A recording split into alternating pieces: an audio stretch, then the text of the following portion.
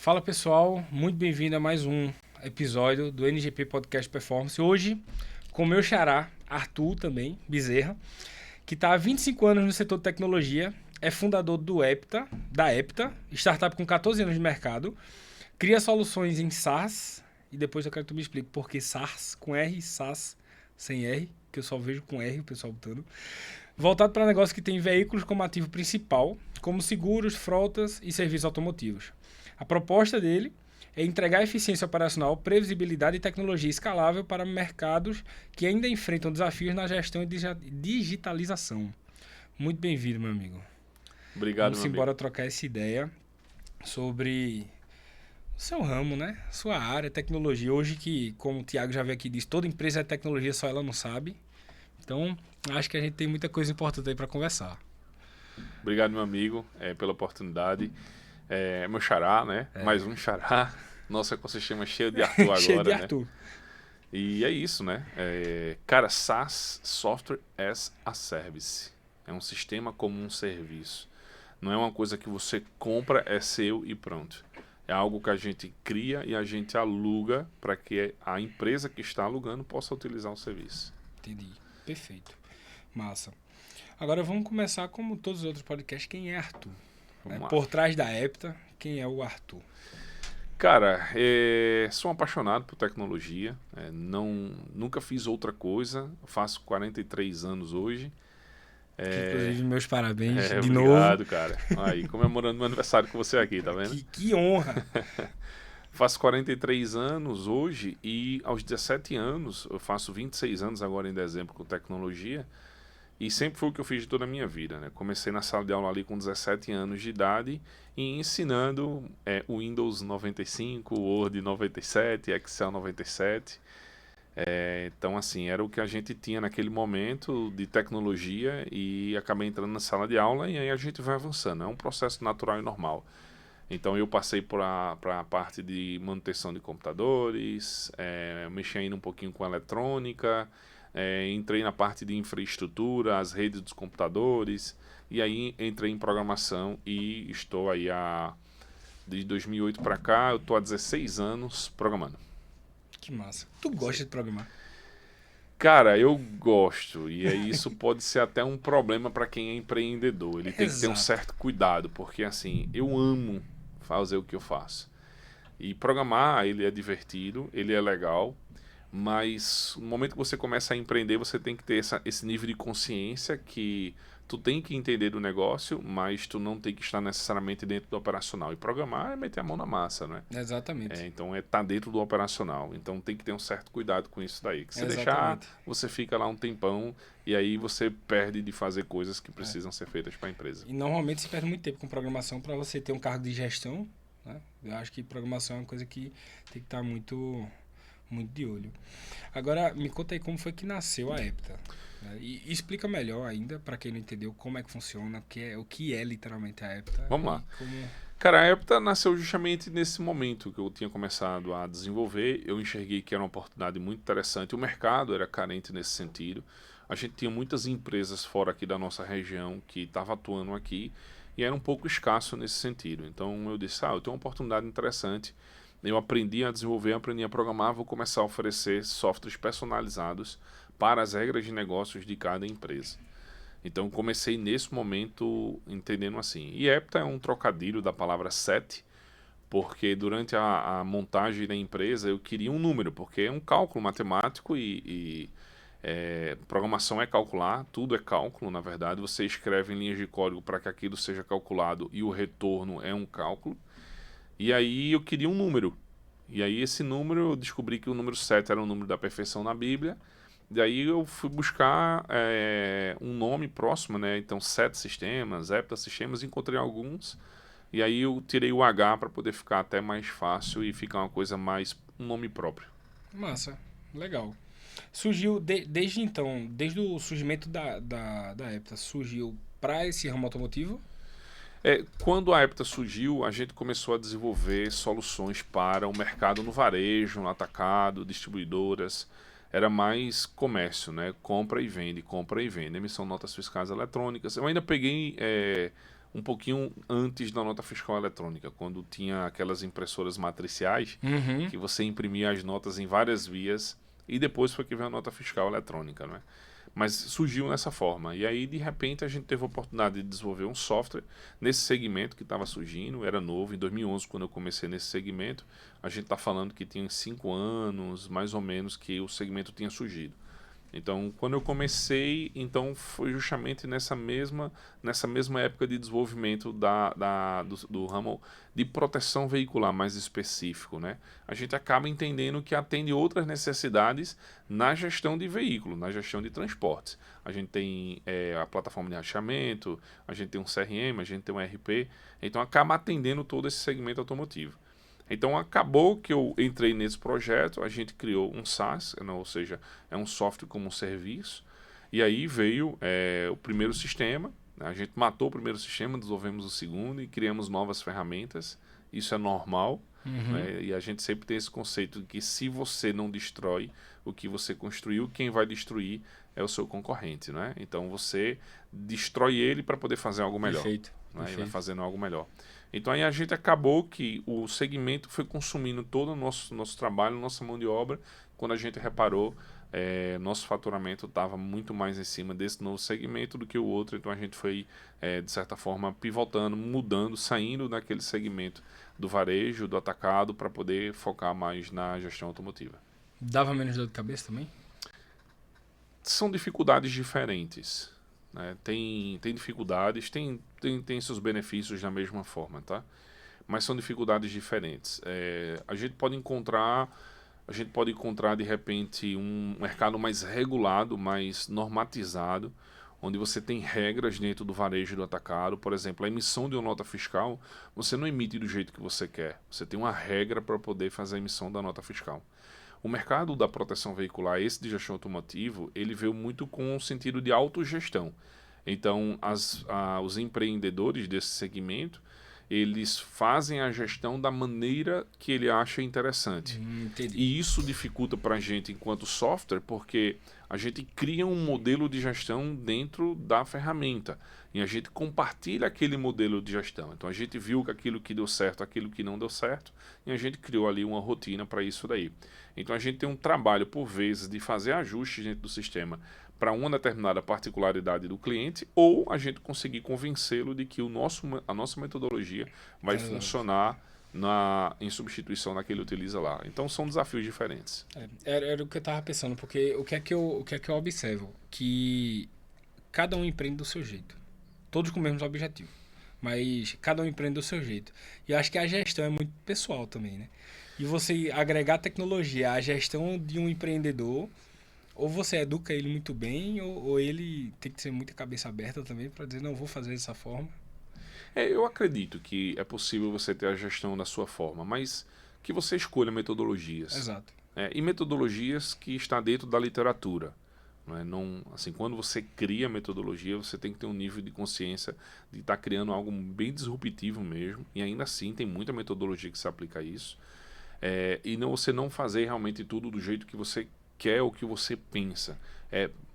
Busca o que realmente existe dentro do mercado, dentro daquilo que você faz, busca saber quem já faz, o que já foi feito, não é? E na literatura, em livros, em mentorias, em consultorias, que possam te orientar a fazer da melhor forma possível. Nós contratamos mentorias, nós contratamos consultores para nos ajudar também a fazer um processo, enquanto empresa normal, fazer o nosso processo de gestão da melhor forma possível. Então a gente tenta não fugir muito dessa ideia de que podemos fazer realmente de qualquer forma. A gente tenta descobrir aquilo que realmente dá mais resultado, com mais eficiência, com mais eficácia, com mais velocidade, para poder conseguir ter o resultado que a gente espera, que no final é o que toda empresa quer, é o lucro. Eu acho que é aquela questão do associativismo, né?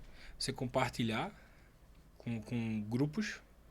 Se você faz parte de um grupo, e já a gente vai falar da Tapioca Valley, mas se você faz parte de um grupo, você consegue compartilhar como melhorar, o que você fez para melhorar e tudo mais, que um consultor pode te trazer isso com muito mais experiência, isso é um caminho também.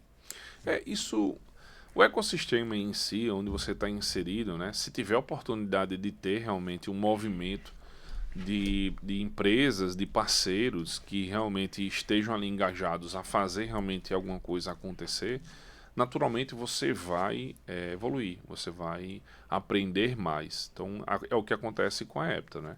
A gente está dentro de um ecossistema em que empresas elas compartilham conhecimento, elas compartilham conteúdo, prestações de serviços específicas, para que todo mundo consiga fazer mais e melhor. Massa, massa. Quanto a essa questão do SaaS, como que foi assim? Porque eu não imagino tu sentar na cadeira e dizer, eu acho que agora eu vou criar um software para essa área de produção veicular e ele vai ser dessa forma. E tu já me disse que tu já matou a primeira versão. Então tu já sentou novamente, olhou e disse, não, isso aqui pode matar ele, eu vou criar. Como que foi esse processo? O que tu foi buscar para poder fazer essas alterações, fazer essas otimizações no teu próprio software, tivesse inspirações externas, fosse consultar algum livro específico para ver como que pode aprimorar essa parte? Tu teve alguma viagem que tu disse, poxa, eu acho que isso aqui uma coisa que tu viu em uma dessas viagens e tudo mais. Porque isso acontece constantemente comigo. Né? Eu tô em Recife, eu conheço alguma empresa que tem um processo que eu olhei e, rapaz, eu acho que dá certo a minha empresa. Aí vou, aplico, testo, vale, acabou, continua, implementa. Então, tu teve essa forma de pensar na hora de tu desenvolver o SaaS da Epta para esse ramo automotivo, porque eu acredito até que é uma coisa muito recente proteção veicular comparado aos outros segmentos de grande porte. E hoje está gigantesco. Então, tu não teve nem como pegar referências de 30 anos atrás para aplicar hoje em dia, porque é um segmento que de 15 anos, 20 anos para cá, explodiu. É isso aí. Vamos lá. Primeiro, o que é que te faz criar um SaaS? A gente tem que entender, mais uma vez, pode parecer um clichê, já está se tornando até um clichê de eu falando isso, né? É que a tecnologia ela é um meio, ela nunca é um fim. Concordo plenamente. Ela nunca é um fim. Não é tipo assim, olha, eu tenho um problema, eu vou botar um sistema que vai resolver o meu problema. Não é assim que, não é isso. Você tem um processo bem definido e claro. Você falou isso quando você disse que viu, esse processo que eu estou vendo aqui eu vou aplicar dentro da minha empresa. Uhum. Quando você tem um processo muito bem definido e claro, então a tecnologia ela vem para poder impulsionar, ela vem para poder automatizar, tirar alguns processos que são feitos de forma manual e fazer com que aquilo vá um pouco mais longe. Então te dá a oportunidade de tracionar com mais velocidade e mais escala, crescer muito mais com a tecnologia. Então é fazer o que você faz melhor. Uhum. Agora, se você não tem um processo e se você viu que, por exemplo, é o que acontece com alguns ERPs, os grandes ERPs do mundo, normalmente quando faz a implementação gasta-se muito dinheiro. A gente está falando na casa de milhões de reais, então vamos pensar nas grandes empresas, as enterprises, essas empresas que faturam milhões ou bilhões de reais anual. Uhum. Elas contratam esses ERPs e vão gastar milhões de reais nele. Quando ela implementa, naturalmente o valuation da empresa aumenta. Então vamos imaginar que eu tenho um supermercado e eu contratei lá uma ferramenta, vamos lá, um SAP da vida. Quando eu implemento o SAP, naturalmente o valuation aumenta. Por quê? Porque quando eu implemento o SAP, ele vem junto com uma consultoria. E essa consultoria que está dentro do pacote é para que todos os processos, primeiramente, sejam bem desenhados, que deixe claro como é que tudo tem que funcionar para que depois seja colocado na ferramenta. Então você não está contratando somente a ideia de um software. O software é para poder manter o processo com início, meio e fim dentro de uma ordem. Mas o processo primeiro tem que ser desenhado. Uhum. Então quando você tem essa noção, aí sim vai fazer sentido. Então imagina que, vamos pensar aqui um segmento qualquer, uma fábrica. Vamos pensar numa fábrica, sei lá, uma fábrica de balão. E aí essa fábrica de balão, ela tem necessidade de melhorar os processos internos dela. Ela vai dizer, vou contratar uma ferramenta simplesmente para poder melhorar. Na verdade, ela contrata uma consultoria, ela organiza esses processos e a tecnologia vem para poder fazer com que funcione. Então, a gente acaba tendo um pouco do entendimento sobre processos e a gente precisa estudar isso. Então, a gente estuda. Então, enquanto software, nós também precisamos estudar negócios. E aí a gente vai estudar esses processos, a gente vai entender como é que funciona, a gente diz, cara, podemos melhorar os processos dessa empresa para que ela consiga tracionar e crescer mais. Vamos desenvolver uma ferramenta dentro daquele processo que nós imaginamos para poder conseguir colocar ali dentro e ele conseguir melhorar o resultado. Então, quando a gente pensa no software, a gente pensa dessa forma. Então, quando eu olhei esse segmento, eu vi que não existia nenhum software específico ainda dentro do mercado, não exatamente dentro da minha região, e eles tinham essa necessidade de ter um controle. Então, a gente ainda tem esse desafio, né, de a gente conseguir fazer com que as associações de proteção veicular, a proteção patrimonial mutualista agora, que ela foi regulamentada, em 15 de janeiro desse ano saiu a lei, e aí a gente tem esse desafio de fazer com que eles tenham esse nível de consciência dos processos que precisam ser implementados, aí consequentemente as ferramentas passam a ter esse sentido. Então a gente implementa processos junto com as ferramentas. Esse é o conceito que a gente utiliza e foi isso que motivou a fazer a construção do software. E é lindo de ver quando funciona. Quando roda direitinho assim Lindo de ver, cara. Olha, eu já tive uma experiência assim maravilhosa. Eu lembro que é um cliente que é uma vidraçaria. Uhum. Talvez uma das minhas foram as primeiras e uma das melhores sensações que eu tive. E eu fui nessa vidraçaria como cliente. Eu estava precisando de a construção de uns vidros de uma janela na casa do meu pai. E aí eu fui como cliente. E a menina que estava lá na frente eu não a conhecia. E eu a vi operando o sistema. Eu a vi fazendo todo o processo. Ela fazia uma velocidade que nem eu conseguia fazer. O software que eu tinha construído. Nesse momento eu era o único programador, então assim, foi quando eu comecei a desenvolver mesmo. E eu vi ela fazendo, mas a minha cabeça já era, ela deu mais cliques do que deveria, ela deu 3 cliques ali. Eu vou fazer com que ela só dê 2. Ela deu vários enters ali. Eu vou fazer com que ela só dê 1. Na minha cabeça eu estava fazendo isso. E aí eu estava assim, na frente do balcão, ela só virou a tela para poder mostrar lá o desenho que ela tinha feito, eu fiquei olhando e vi ela fazendo. E ela me perguntou alguma coisa e eu não prestei atenção porque a minha cabeça estava concentrada na experiência do usuário. Isso, em como melhorar a experiência dela lá. E aí, ela, senhor? Eu disse, opa, desculpa. Mas é isso, né? Por isso que eu falo que eu gosto de programar, eu gosto de entender isso. Hoje tem uma metodologia que chama de UX. Sim. Né? Você desenha o UI, a user interface, a interface do usuário, a aparência que vai ser demonstrada para ele lá, e a UX, que é a user experience, ou seja, a experiência do usuário que ele vai ter diante de uma ferramenta como essa, né? Como é que é o trabalho dele, o passo a passo do trabalho dele. Tem um profissional específico para isso. Sim, sim. E inclusive aí saindo do teu segmento e indo para o meu. Isso é uma das principais causas de retenção ou não retenção em e-commerce. A experiência do usuário. Constantemente a gente envia contatos com o suporte dizendo, vocês podem melhorar isso aqui, porque isso está deixando o CAC mais alto do que deveria e tudo mais, e não está retendo o suficiente. É uma coisa muito importante, essa questão da experiência do usuário de sistemas, de sites. E se você for observar, trazendo esse conceito aí agora, né, falando do processo em si, o usuário ele quer menos contato possível. Sim. Porque se eu quero comprar alguma coisa lá no e-commerce, eu compro bastante coisa. Então, eu lembro que eu tive uma experiência muito negativa com o e-commerce porque o carrinho sumiu tudo que eu tinha colocado. Ixi. Sumiu tudo. Cara, eu não sei se foi eu que cliquei, eu não sei se foi eu que fechei antes da hora. Não vou lembrar. Eu tive uma experiência muito negativa naquele momento. E foi assim, foi bem decepcionante. Que eu acho que eu tinha 18 itens, 20 itens, que eram coisas pequenas que eu tava comprando, coisas de manutenção da minha casa, cara. Um parafuso, uma chave específica, né? E aí eu saí adicionando até outras coisas que eu não queria. Mas o carrinho sumiu. Eu fiquei tão desgostoso que eu realmente desisti da compra. Não, se meu carrinho da Amazon some, eu tô ferrado, porque eu boto tanta coisa naquele carrinho. Minha esposa costuma fazer isso.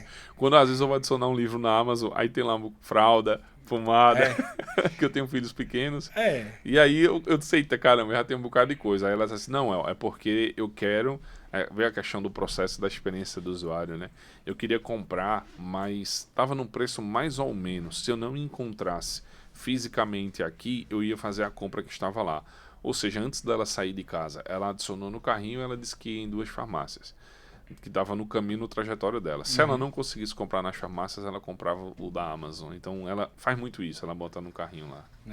Aí, nesse caso, a experiência importa demais, né? Porque perder, assim, vamos lá, perder um carrinho com 18 itens pequenos, pelo menos R$500 ali em compra, né? Já é uma comprinha a menos aí para quem é de e-commerce. Mas... o pior de tudo, já imaginou se realmente for um problema da tecnologia em si, quantos carrinhos eles perderam? Pois é. Pois é. A gente enfrentou a gente acredita ter sido um bug de uma plataforma de um e-commerce que a gente utiliza, plataformas grandes, e todos os clientes que utilizavam zerou base de dados durante uma semana. Ficamos uma semana sem e-mail marketing. Isso há um ano atrás. Loucura, hein? Imagina. A taxa de retenção de e-mail marketing era de 70%. Para cada 100 e-mails, 70 abriam e clicavam. Loucura.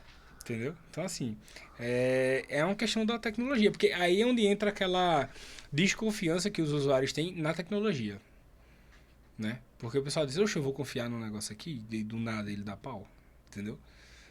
Eu tenho a sensação que isso tem diminuído mais. Com certeza. Graças a Deus. Pós-pandemia, principalmente. A pandemia foi um divisor de águas, né? Foi. Existe um período tecnológico pré-pandemia e pós-pandemia. É isso aí. Acabou. E aí foi meio que forçado, né? Se você não tem, você precisa ter. Se você não é, você precisa ser. Com a tecnologia, não é? Em alguns pontos isso foi bem positivo e outros pontos foi bem negativo, né? Pandemia realmente, eu acho que se a gente for abrir um podcast aqui só de pandemia, das consequências dos positivas e negativas na área da tecnologia, a gente fica um tempão aqui. Começando com a bolha. Uma bolha de programadores que foram criadas. Pois é, eu me lembro que pré-pandemia ninguém falava muito. E antes da pandemia, eu estava começando a estudar análise e desenvolvimento de sistemas. De forma autodidata, né? Eu abri o YouTube e na pandemia eu efetivei dentro de uma faculdade sobre ADS. Mas na pandemia mesmo, eu via a galera surtando, porque todo mundo queria ser programador, porque tinham salários muito altos. Todo mundo, não, porque é só se formar que acha um salário de 5 mil reais por mês. Entendeu? Como que foi isso na tua área? Eu acho que ainda está de forma menos intensa, mas isso ainda está acontecendo, tá? As realidades das regiões, elas são diferentes. E aí a gente sabe que os grandes centros econômicos no mundo, eles realmente têm a tendência de absorver os grandes negócios.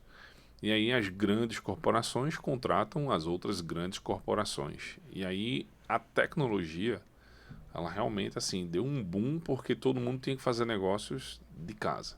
Então, mais uma vez, um meio. Uhum. Ou seja, eu tinha que comprar comida, mas o meio foi a tecnologia. E aí, iFood bombando. Então, assim, tanta coisa aconteceu na pandemia nesse sentido que ainda respinga hoje, né?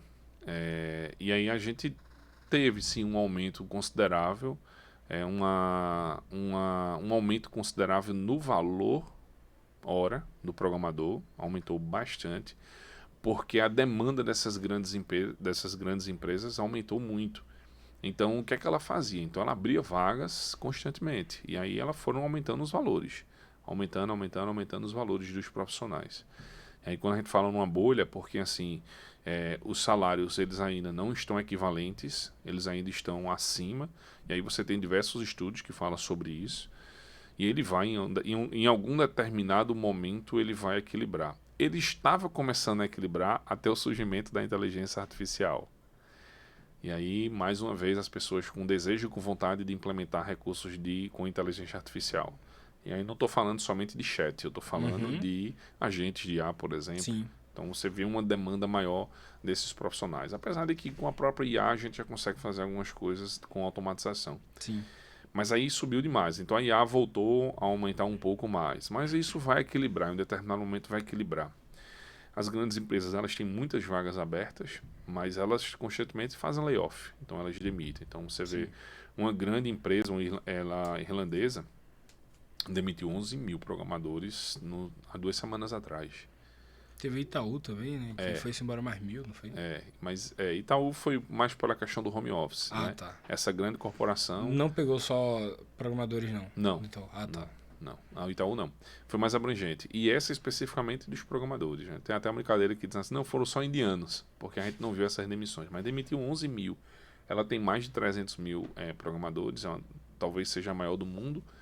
E demitiu 11 mil, porque ela disse que quem for resistente ao uso da IA, então ela vai fazer o desligamento e que para cada programador, ela quer um agente de IA trabalhando junto com ele, tá? Então, isso vai começar normalmente a normalizar. Mas hoje a gente ainda sofre com isso. A nossa realidade da remuneração financeira de um profissional é diferente da realidade de São Paulo. Uhum. Então a gente recentemente perdeu um colaborador nosso para uma empresa que recebeu um fundo de investimento, um valor altíssimo. Ela contratou 10 estagiários e esses 10, inclusive um xará. Foi outro Arthur também. Outro Arthur, um xará.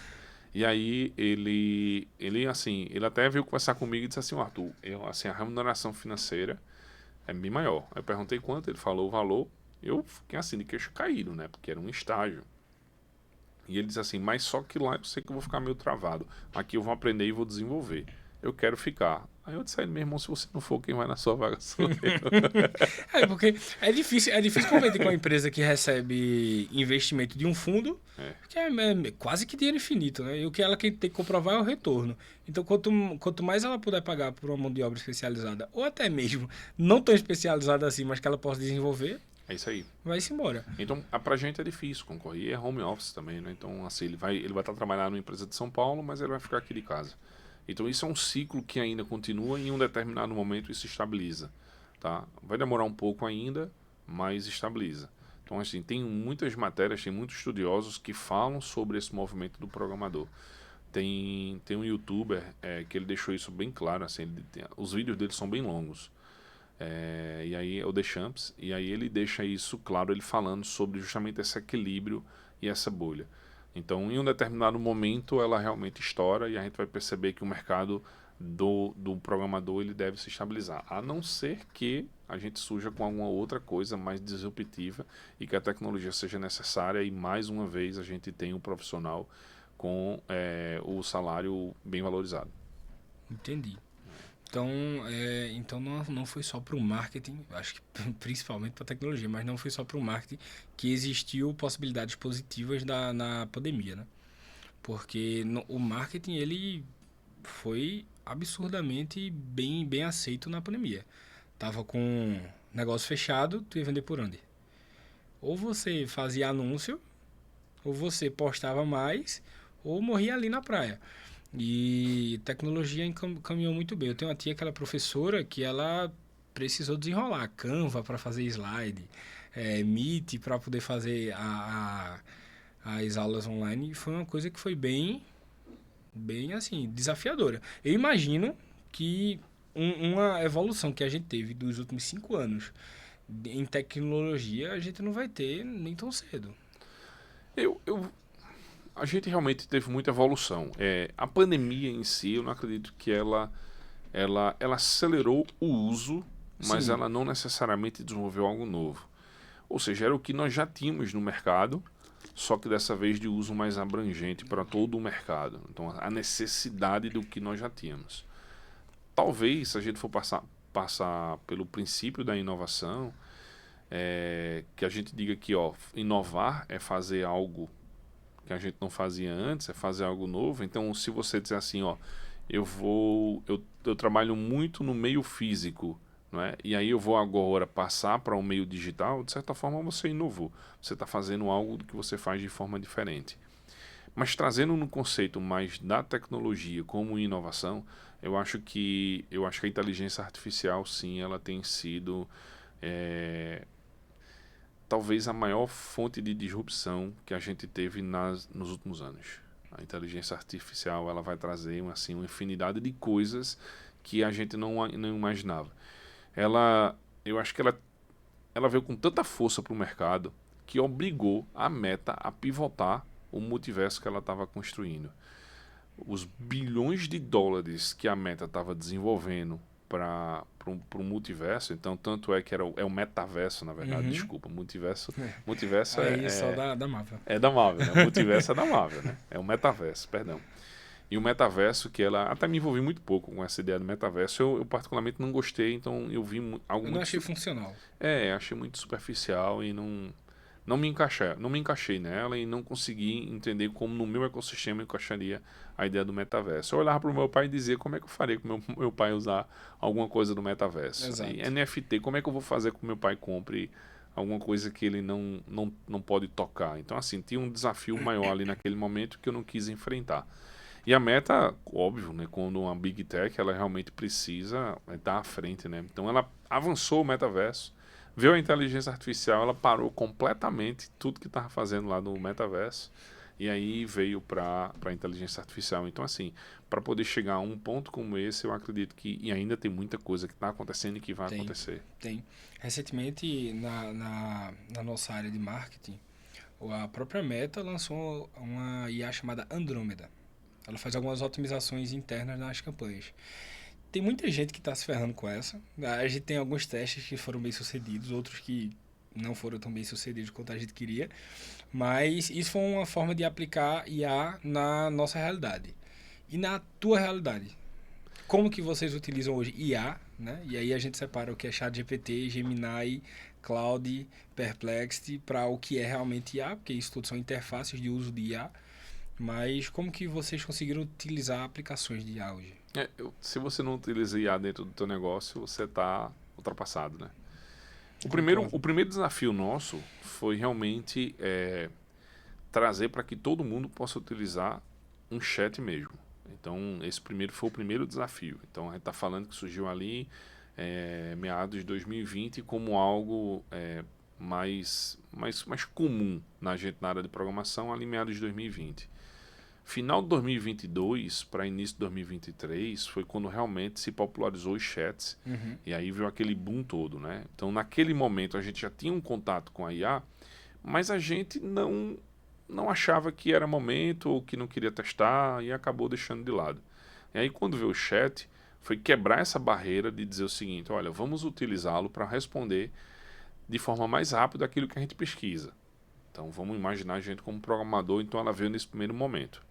Depois disso, com o próprio avanço na velocidade, né, que a IA trouxe, né, trouxe a NVIDIA para a empresa mais valiosa do mundo, Sim. porque as placas de vídeo são as que mais processam a inteligência artificial. Os parâmetros, os prompts e tudo é processado muito mais com esse conceito do uso, né, das placas de vídeo. E aí a gente queria realmente importar o que tinha de realmente mais recursos possíveis para dentro das nossas ferramentas. Tinha alguma coisa já de machine learning, que é aprendizado de máquina. A gente vai ensinando ele vai aprendendo sozinho. Então, quanto mais informações a gente passava, ele ia aprendendo. E aí vem o contexto da IA. Em que momento a gente aplica IA hoje? Por exemplo, nós temos a nossa vistoria. Como é que funciona a vistoria veicular?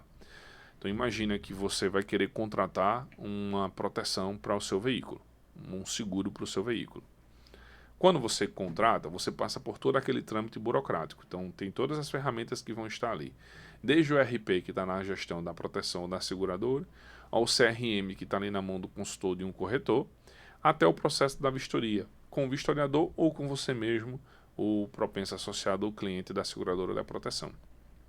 E aí, em um determinado momento, a gente precisa tirar as fotos daquele veículo para que participe do onboarding do seu contrato. Então, como é que está o estado do seu veículo e se realmente ele está dentro das condições que a gente realmente espera. E existem diversos pontos para analisar, como as avarias, lanternas, faróis, para-brisa, né, e o casco, que é a parte física do veículo. No caso, injeção eletrônica, a gente precisa estar sempre acompanhando se o veículo não já tem algum problema nesse sentido. Se o motor realmente funciona, porque assim, a gente vê cada absurdo, né? A gente já vê, para você ter uma noção, o cara faz que está ligando um carro, na verdade um caminhão. Então, o cara faz que está ligando um caminhão, mas tem um caminhão do lado. E o som que a gente escuta é do outro caminhão ligando. Então ele liga, mas por quê? Porque como a gente viu isso num vídeo, era um vídeo, uma vistoria por vídeo. Como a gente viu no vídeo que a rotação do veículo não mudou, então foi perceptível que realmente o veículo não tinha sido ligado. O que é que a gente faz com a IA? Normalmente você precisa de um humano para poder verificar. Está quebrado o Sim. para-brisa? Está quebrado o farol? O carro está amassado? O carro está batido? A gente coloca isso para poder a própria IA conseguir fazer essa interpretação e com o aprendizado de máquina ela vai aprendendo cada vez mais. Então imagina um painel de um veículo. Se a gente tirar foto de um painel de veículo hoje, a gente já consegue identificar de qual veículo é. Então a gente identifica qual é o veículo e o ano dele. Então a gente implementa a IA junto com o aprendizado de máquina, o machine learning, para que a gente consiga ter mais eficiência e dizer esse veículo tem algum problema no freio, esse veículo tem algum problema na injeção, esse veículo tem um problema com bateria. Tá? Então a gente consegue fazer esse nível de identificação com a inteligência artificial. Se o veículo foi tirado, o carro é preto e foi tirado no escuro, ele normalmente vai esconder alguma problemática lá, como uma amassão, alguma coisa do tipo. Se você vai tirar uma foto do para-brisa num dia muito ensolarado e com nuvens, as nuvens vão atrapalhar e vai impedir que a gente consiga fazer essa leitura. A inteligência artificial, ela imediatamente, no processo que o vistoriador está tirando essas fotos, seja o cliente ou seja um próprio vistoriador, ela já consegue identificar esse processo e retorna dizendo que a foto não está dentro das condições mínimas necessárias. Que massa. Ou ele tem que retirar a foto, ou simplesmente aquela foto vai ser rejeitada e pode ser que aquele veículo não entre dentro das condições e seja rejeitado. Massa. Então você traz velocidade, você traz mais processos e você escala. Você fazer, por exemplo, 10 mil vendas de um contrato, de um seguro ou de uma proteção por mês, leva uma quantidade de pessoas. Fazer 20 mil vendas, você tem que aumentar essa quantidade de pessoas. 50 mil vendas, você tem que aumentar mais ainda. Essa é a ideia da tecnologia. O processo já existe, já está claro como é que vai ser feito. Agora a gente traz a tecnologia para que automatize e seja mais rápido. Então hoje, lá na Apple, a gente trabalha com inteligência artificial dessa forma. E algumas ferramentas que a gente consegue construir hoje, com diversas ideias que a gente consegue trabalhar para trazer mais velocidade também. Que massa. Muito interessante. É. Aí por isso que a gente, quando vai fazer... Eu já passei por um processo desse, quando eu estava fazendo o seguro da minha moto e rejeitava várias vezes as fotos, acho que justamente por alguma irregularidade do local. Muito massa. Aí me conta melhor, aí a gente falou de tecnologia IA para o uso do SaaS. Agora, para o uso interno. Vocês utilizam internamente já? A gente utiliza, sim, é necessário. O primeiro momento foi aquilo que eu falei, foi o chat. Ali, para mim, foi o primeiro momento. Eu disse, como é que eu vou conseguir convencer minha equipe a utilizar a IA? Ainda tem gente que rejeita um pouco e vai dizer, não, tá... Não é só no seu setor, não. Pode ficar tranquilo. Aí não, não adianta. Se vai dar um problema, como é que resolve e tal. Mas o primeiro momento era utilizar um chat. Começa a utilizar um chat. Não é que necessariamente ele vai fazer aquilo que você não sabe. Mas ele vai fazer aquilo que você conhece com a velocidade mais rápida. Sim. Então é tipo o seguinte, vamos imaginar que você precisa de um bloquinho de código para uma função muito específica. Então você pede para ele construir, ele constrói. Então é como se você estivesse pedindo para um colega do lado, constrói isso aqui para mim, então ele vai fazer e vai te entregar. O que você tem que fazer é validar. Ela não vai substituir o conhecimento que nós temos hoje, sim, mas ela trouxe a velocidade em que ele não perdeu tempo construindo. Sim. Ele pode até dizer, eu não gosto desse modelo que ele fez. Ele pode fazer a correção manual ou ele pode simplesmente chegar lá e dizer, não gostei desse modelo, faça de outra forma. E tem outras ferramentas também que vem surgindo bastante, como o Firebase Studio, que você consegue programar com inteligência artificial ali dentro também. Então ele vai escrevendo códigos para você. Tem outras ferramentas como o AI Studio, UX Pilot. Então, por exemplo, o UX Pilot você pode digitar exatamente aquilo que você quer e ele cria um esboço dentro de um prompt que você criou. Para a gente, para fazer a apresentação de um projeto, quando o cliente nos pede, é excelente. Para MVP, para aprovação de várias coisas. Isso, porque ele faz o desenho em si. Então, eu quero fazer uma validação. Então, imagina que tu chega com a ideia e diz assim, Arthur, eu quero fazer um marketplace de podcast. Imagina que uma empresa, ela quer contratar um espaço físico de um podcast. Ela quer contratar um profissional que vai fazer as edições. Ela quer contratar... sei lá, um plus de um patrocinador. Então imagina que tu queira, tô trazendo essa ideia aqui agora, não sei nem se existe isso. E se faz sentido, tá? Aí ela quer construir ali uma plataforma para poder ter esse conceito. Aí ele vai dizer, olha, para mim é importante que as cores sejam azul e branco. Então o cliente diz isso, né? Só para mim tem que ser azul e branco. Não abro mão disso. Aí o que é que você faz? Se você pedir para poder fazer o desenho, você vai, de certa forma, perder um pouco de tempo. Você já tem alguns prompts específicos, você já entendeu como é que funciona, você joga no UX Pilot e ele te dá um protótipo que você pode fazer edições, mas ele te dá um protótipo. E aí, a partir desse protótipo, você pode avançar com um desenvolvimento mais completo. Então, hoje a gente usa AI Studio, Firebase Studio, a gente utiliza UX Pilot e a gente utiliza GPT e o Gemini lá dentro como ferramentas que nos auxiliam. Sim. Tu falou que é como solicitar um colega do lado, né? É isso aí. Eu vejo muita gente, isso muito na minha área, muito mesmo na minha área, meus clientes, muita gente faz isso, mas eu vejo muita gente utilizando o ChatGPT, utilizando interface de uso com IA para resolver problema e não entender o problema. Entendeu? E saiu um estudo recentemente dizendo que as pessoas que fazem, que resolvem problemas com IA e não validam com ele, estão perdendo carga cognitiva. Então, assim, isso é uma coisa que é preocupante. Que aí são os pontos negativos da IA, digamos assim, né? Tem muitos pontos negativos, né? Como qualquer ferramenta você pode utilizar para o bem ou para o mal. Exato. Né? Então, de repente, eu sou um caçador, eu tenho uma arma que uso para poder caçar. Mas, infelizmente, nem sempre é utilizada para isso, né? Uma faca pode ser só para cortar uma carne, mas pode ser também para machucar. Uhum. Então, a IA, como qualquer ferramenta, ela, se não souber ser usada, vai acontecer isso. Eu não sei se você viu o caso da Deloitte, que é uma das maiores... Não sei nem se eu posso falar isso aqui agora. Mas tá anúncio público, né? Ah, então pode. Se tá anúncio público, então vamos falar. A Deloitte, ela é uma das maiores consultorias do mundo. E ela prestando serviço para uma grande rede na Austrália, no próprio governo, o relatório foi utilizado com IA generativa. O problema de você utilizar IA generativa é que em um determinado momento ele vai aumentar o nível de criatividade que você pode controlar e vai inventar alguma informação. Uhum. Dentro do relatório para o governo da Austrália, ele estava com informações claríssimas que foram inventadas e que tinha sido da IA. Nossa. Você pode procurar essa matéria. E aí, no final das contas, as últimas parcelas que a Deloitte iria receber não foram pagas.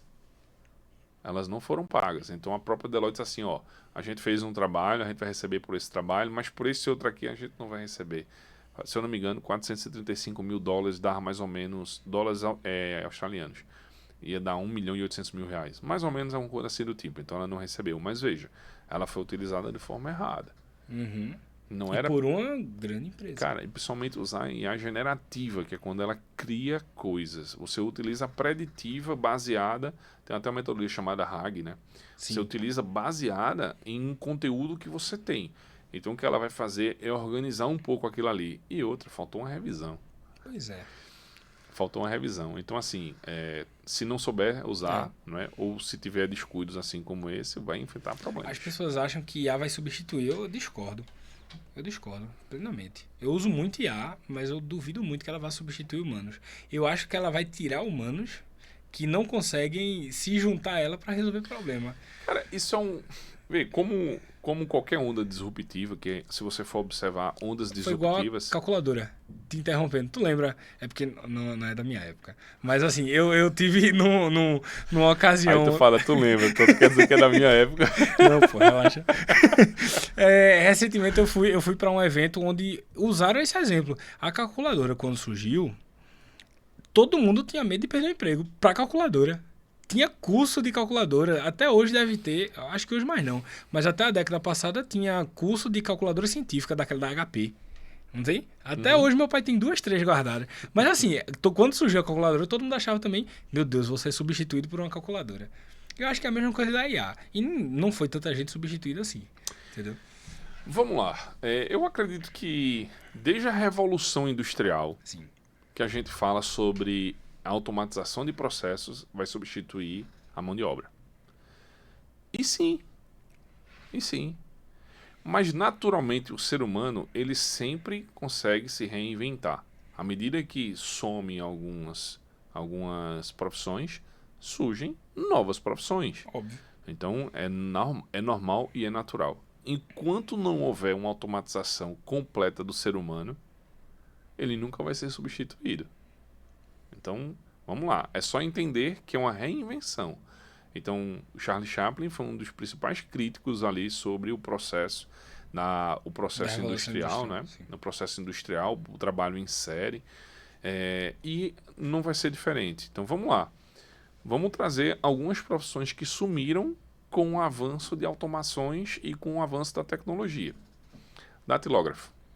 Sim, você não vê mais nenhum datilógrafo hoje. Hoje em dia... Nem curso de datilografia. Tem transcrição, cara. Hoje tem verdade. transcrição. A gente vai falar e vai sair o texto completo ali. É. Cobrador de ônibus. Verdade. Não tem mais Na época cobrador que eu de ônibus. pegava o ônibus, tinha uma pessoa, normalmente no começo do ônibus ali, né? Verdade. No meu tempo era no final. No meu tempo era Pronto. no final. No meu tempo já era no Já era na comecinho frente. no ônibus, aí Agora é dali a virou... catraca eletrônica. Exato, passou o cartão, acabou. Acabou. E tem locais que aceitam o cartão no telefone, né? Você É. bota lá, ele já desconta. E você pode fazer a recarga. Você pode É. comprar. Eita, eu vou pegar um ônibus. Você pode fazer uma recarga ali dentro do cartão ou do seu próprio celular, no aplicativo. Então, assim, algumas profissões vão sumir. Mas veja, surgiu o cara que automatizou o processo. Já é um profissional. Né? Por exemplo, hoje nós temos engenheiros de prompt. Sim. Você pode contratar hoje um engenheiro de prompt, porque tão importante quanto utilizar a IA é saber o que você vai dizer a IA. Sim. Se você falar por falar sem alguma metodologia, você também pode receber qualquer contexto. Talvez foi o que o cara da Deloitte lá fez, né? Provavelmente. Eu acho que ele não estava nem ligando para isso, usou uma IA generativa para poder gerar lá. Acabou. Então, assim, normalmente vai surgir. Então, vai surgir profissões específicas para... Então, os engenheiros de softwares específicos para essa área também vai surgir. Sim. Normalmente, o ser humano vai se reinventar. Enquanto não fizer um robô que substitua completamente o ser humano...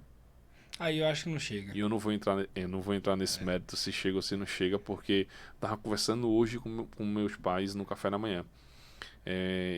Meus pais e minha esposa. E a gente estava falando o seguinte: na época da imprensa, que veio o jornal, se você fosse falar para alguém que iria aparecer uma pessoa num vidro, naquela época, sim, alguém ia dizer que você era louco. E não é colorido. E ainda mais colorido, né? Vou assistir uma pessoa aqui.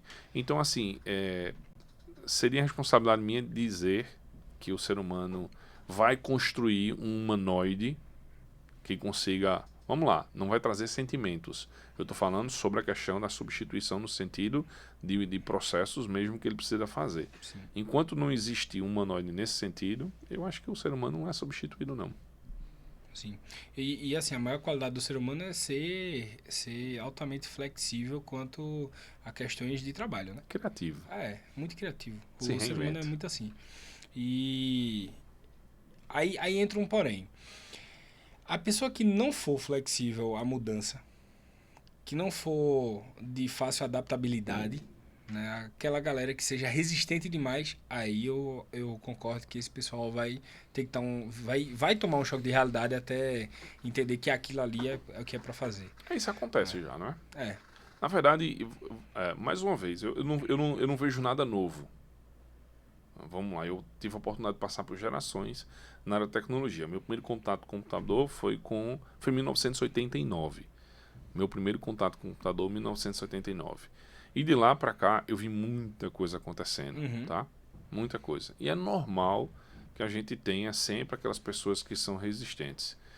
Tem até um gráfico bem interessante que fala sobre quando lança alguma novidade, tem aquelas primeiras pessoas, na primeira curva lá, que são os early adopters, são aqueles caras que adotam tudo assim, são aqueles caras que são aficionados, eles realmente querem. Depois disso tem um tempo de maturação daquilo que está sendo oferecido, aí depois vem as pessoas com um nível de consciência a mais, e depois vem a grande camada. E aí isso é só metade das pessoas. E aí quando você tem um produto nessa primeira metade, você tem um produto validado, que a gente chama de produto market fit. Tem um produto que realmente funciona. Aí na outra metade tem aquelas pessoas que vai demorar mais para poder utilizar. Ela vai ser pressionada a utilizar e ela utiliza. E na pontinha da outra parte, lá no finalzinho, são aquelas pessoas que são extremamente resistentes. Elas não vão usar. De alguma forma, elas serão substituídas ou elas ainda vão permanecer. Mas isso é extremamente comum. Recentemente, um colaborador nosso fez um questionamento que ele disse assim: eu não acho que você, Arthur, seja um cara que gosta de inovação. Eu disse, claro que eu gosto de inovação. Ele fez, não, que você ainda usa o Word. Ele tem um ponto. Você entende? Cara, beleza, eu uso o Notion, a gente tem outras ferramentas, além de processador de texto comum, para poder utilizar como uma ferramenta a mais, mas quando ele fala isso, é justamente sobre esse sentido. Quem são as pessoas que estão utilizando o Word hoje? São pessoas que realmente são resistentes a não utilizar uma ferramenta com mais recursos do que um processador de texto. Então, o processo de inovação, ele realmente ele é amplo, ele é muito amplo. E eu acho Ele que tem uma jornada bem... e a jornada de alguma coisa nova, ela sempre, e na velocidade que a gente tem hoje, né? Ela é sempre, ela é rápida, porque às vezes a tecnologia ela morre rápido também. Uhum. Se fosse no tempo do Orkut, Fui. Peguei fazer parte da comunidade, passar a correntezinha lá nos Orkut. No MSN, eu sou do tempo do MSN também. no MSN. Que mandava os bonequinhos e ficava pulando na tela pra chamar a atenção. Isso responde àquele contexto que eu falei. Quando a gente matou um software que nós tínhamos, é porque ele já não servia mais para aquele momento. Então era um momento diferente. O mercado que eu estava passou por uma transformação, que eu estou ainda, passou por um momento de transformação. Então a gente teve lá 6 de dezembro de 2016, uma data marcante, que houve a necessidade de fazer uma mudança. E aí mudamos. E na hora de mudar, foi olhar o que é que nós tínhamos e dizer, aqui não funciona mais. Agora o momento é outro. Agora, 15 de janeiro de 2025, a gente olha para o que a gente tem e a gente diz o momento é outro. Então a gente já tem coisas que nós já temos lá que não vai existir mais. Uhum. Então, mais uma vez, o ciclo continua. Então, quanto mais tempo você fica no mercado, mais disso você vê, e é natural, e é normal. Orkut não funciona mais. Facebook, ele funciona hoje segurando um público diferente do Instagram. Sim. Aparentemente, eu acho que você pode explicar melhor do que eu, o Facebook tem uma turma de uma idade mais elevada. Exato. Provavelmente porque não se adaptou com o modelo mais jovem do Instagram. Daqui a 10 anos, será que o Instagram continua realmente da mesma forma ou temos alguma outra ferramenta, alguma outra maneira de fazer a comunicação e que conecte uma nova geração que está agora entrando no mercado? É a questão do TikTok, né? O TikTok começou há 5 anos atrás, 4 anos atrás. A geração que estava no TikTok era uma geração que não comprava. Não era o decisor. 17, 18 anos? Não era decisor se você quisesse anunciar alguma coisa. Hoje, essa galera envelheceu junto à plataforma. Então, hoje é uma pessoa decisora. Hoje ela tem 22, 23 anos, ela pode comprar uma roupa ali. Entendeu? Aí fala muito sobre o Instagram também. O Instagram era um público bem mais jovem, há 5 anos atrás, que envelheceu junto ao Instagram. Então, hoje as pessoas ali do Facebook são pessoas com consciência um pouco mais inflexível à compra online. Isso a gente percebe muito. Mas são pessoas que têm relevância. Entendeu? Porque se a gente for falar de imóveis e automóveis, lá o custo por aquisição é muito menor. Entendeu? Porque o pessoal que decide mesmo a vida de uma aquisição um pouco maior, ela tá lá. Cara, eu sou obrigado a estar em todas as redes sociais. Sim. Né? Até Tinder. Eu tive que criar uma conta no Tinder para poder entender como é que funciona. Porque disseram, pra gente, quando a gente fala de experiência do usuário, de tecnologia, que tem um movimento de um dedo, de um cartão que passa, uma rede social, você fazendo, eu estou observando pelo lado da tecnologia, né? Sim. Movimentando, cara, como é isso? Como é que funciona? Sabe? O que teve de pessoa lá recebendo coraçãozinho, não, deixa eu só testar isso aqui. Vai testando aí 10, 15 rejeitado, 10, 15 aceitado. Cara, e aí assim, mas você testa por pouco tempo, né? Porque quando você entende o contexto, não faz sentido você ficar lá, né? Óbvio. E assim, minha esposa, por favor, eu não tenho Tinder, tá bom? Não tenho Tinder. E aí, mas a gente tem que testar. Uhum. E aí, vamos lá. Quando a gente fala sobre justamente essa questão do avanço da tecnologia com o surgimento, né, de novas soluções, as redes sociais, ela é um dos booms que nós temos da tecnologia hoje. E aí, normalmente, ninguém paga para utilizar ninguém paga hoje para utilizar uma rede social. Paga Sim. quando você quer um selinho de autenticação, Sim. não é? Sim. Mas você não paga. Eu vou criar minha conta gratuita. Né? E aí a gente está falando que tem quantos bilhões de usuários? É 1 bilhão o Instagram? Eu acho que já passou disso aí. Pronto. Vamos Vamos dizer que seja 1 bilhão. Né? Cara, como é que você mantém uma infraestrutura, a quantidade de usuários conectados, a quantidade de servidores, uma empresa do tamanho daquela, com suas dezenas de milhares de funcionários? Como é que ela oferece alguma coisa de graça e ela sobrevive? Será que as pessoas têm um senso da tecnologia nesse sentido? Será que ela entende que é uma ferramenta tecnológica e que realmente ela tem um custo por aquilo ali? E que se você não paga nada, O produto é você. talvez o fato de algumas pessoas serem, vamos lá, assim, evitarem o uso da tecnologia, porque talvez nas redes sociais tem gente que não tem rede social. Sim. Eu converso com pessoas e falo, não, eu não uso rede social. Porque ela tem, de repente, esse nível de consciência, de dizer, eu não quero me expor. Cara, e tem pessoas como eu, que entendem e que quer saber, eles não vão fazer nada por mim, comigo, assim, não tenho nada pro Instagram. Pouco me importa isso aqui, deixa O que é que o Instagram vai fazer com meus dados lá? Então vamos deixa eu embora. postar meu cafezinho todo dia de manhã. É isso. Entende? Então, assim, e aí, mais uma vez, daqui a 10 anos, a gente não acredita que saia alguma coisa nova. Tu acha? Eu acredito De que rede saia social alguma coisa também? nova. Eu não sei se a rede social passa a ser a principal ferramenta de comunicação. Não sei se seja ela. Vamos lá. Eu sou do tempo do Mirk, né? Então vamos lá. Eu vi a internet no Brasil nascer. Então, assim, mais ou menos em 1993, a gente começou a ter uma internet pública, né? O e-mail não era gratuito. Não existia e-mail gratuito. E aí tem o BOL. O BOL foi um dos primeiros provedores de e-mail gratuito. E aí, assim, a gente passou pelo bate-papo através do IRC. Um sistema de canal onde as pessoas entravam e aí você tinha os canais específicos para poder conversar. Depois disso veio o MSN. Né? Saiu o Mirk, veio o MSN. Aí depois do MSN veio a primeira rede social, Orkut. Né? E aí depois de Orkut vem o Facebook. Ah, beleza, rede social. Mas eu acredito que ela passa por uma transformação. Eu acredito que esse modelo de rede social nos próximos 10 anos ele deve mudar de alguma forma. Tu tem alguma ideia? Porque agora tu Cara, Tu me assim, fizesse pensar. Eu não imagino. É feito o telefone. O telefone vai evoluir mais pra onde? para não existir mais Será? também. Tu acha? Eu tô ansiosíssimo para esperar pelo dispositivo. Eu posso estar criando expectativa altíssima para o dispositivo que Sam Altman, que é o fundador um dos fundadores da OpenAI, que ele está construindo com John Ive, que é o designer do iPhone. Sim, eu vi isso aí. Tá. Todo mundo começou a especular. Não é um óculos, não é um relógio, Isso, é uma pulseira, não sei o isso. quê.